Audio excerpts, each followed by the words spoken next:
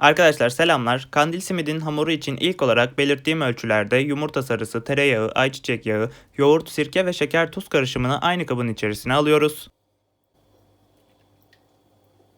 Spatula ve çırpıcı yardımı ile karıştırıp sıvı bir kıvama getiriyoruz. Tereyağı yerine margarin de kullanabilirsiniz fakat en önemli nokta oda sıcaklığında yani yumuşak olmalı.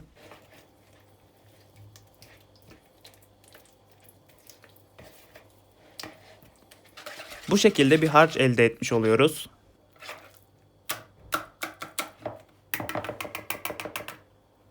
Malzemelerimizi karıştırdıktan sonra toz malzemeleri ekleyeceğiz. Toz malzemeler neler derseniz un, kabartma tozu ve mahlep. Toz malzemeleri tek seferde eklemeyelim arkadaşlar. 3-4 seferde yedire yedire ekleyelim. Bu şekilde yaptığımızda hem daha iyi karışacaktır hem de elimize daha az bulaşacaktır.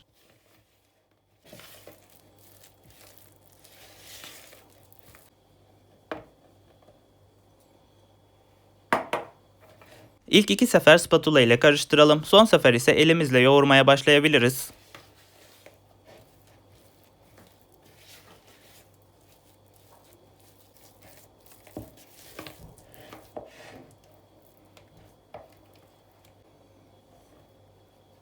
Hamurun hafif kırılgan güzel bir dokusu olacaktır. Zaten kolay bir hamur arkadaşlar. Ortalama 5-6 dakika yoğurmak yeterli olacaktır.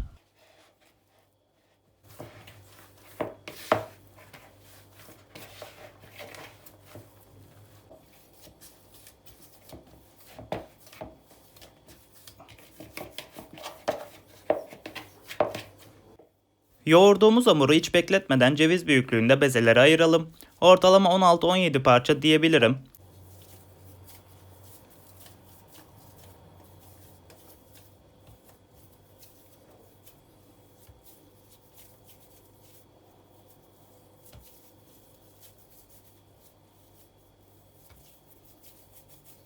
Ayırdığımız bezeleri yuvarlayarak şekillendirelim ki daha rahat açabilelim.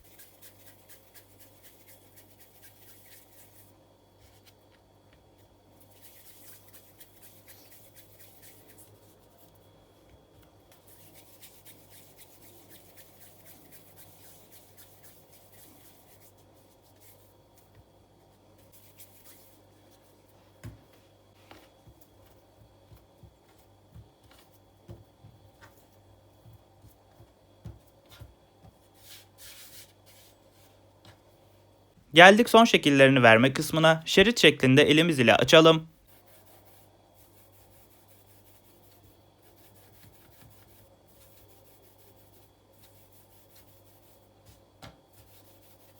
Gösterdiğim şekilde birleştirelim. Bu birleştirmenin önemli noktası birleştirdiğimiz kısmın çok ince olmaması gerekiyor arkadaşlar.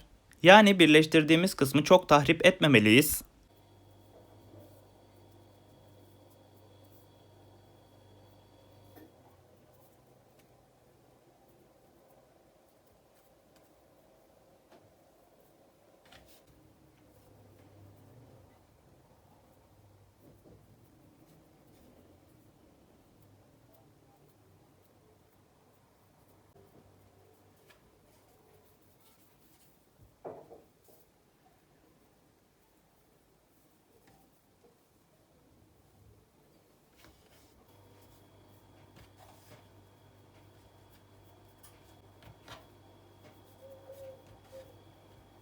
Ortalama bir fırın tepsisi 12 adet alacaktır. O yüzden kalan parçaları farklı bir tepside pişirmek gerekebilir.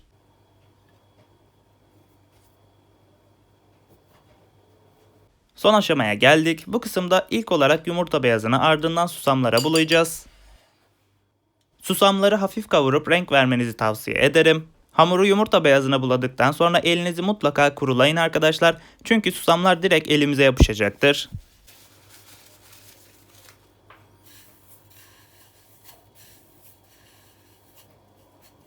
Susamın her tarafına geldiğinden emin olduktan sonra fırın tepsisine koyabiliriz.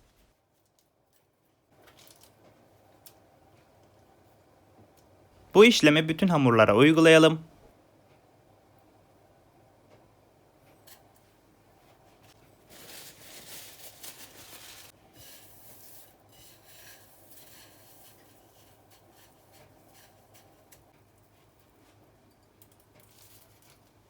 Önceden ısıtılmış 180 derece fırında ortalama 20 dakika pişirelim arkadaşlar. Afeti can, kimler dost kimler düşman, sen gel benimle yaşlan.